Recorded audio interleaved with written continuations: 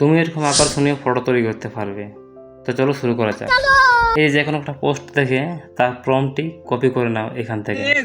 এই যে কপি হয়ে গেছে এবং সেটাকে জেমিনিতে ওপেন করে পেস্ট করে দাও। তারাই কিন্তু তোমাকে নিজের একটা ফটো দিতে হবে যে ফটোটাকে তুমি এর মতো করে এডিট করতে চাও, ঠিক আছে? এই যে একটা যে কোনো সিলেক্ট করে নাও। আমি এখানে একটা সিলেক্ট করে নিচ্ছি। তারপর সেই কপি করা মেসেজটা কিন্তু এখানে আমি পেস্ট করে দিচ্ছি। বাড়তি অংশগুলো কিন্তু কাটিয়ে দিচ্ছি যাতে অসুবিধা না হয়। আর যে দেখা পাচ্ছ যদি ওদের নাম দেওয়া থাকে ওইখানে, তাহলে ওদের নামটা কেটে কিন্তু নিজের নামটা দিতে হবে কিংবা নিজের পেজের নামটা দিতে হবে। এই যে আমি দিয়ে দিচ্ছি, এই যে আমার নাম দেয়া হয়ে গেল।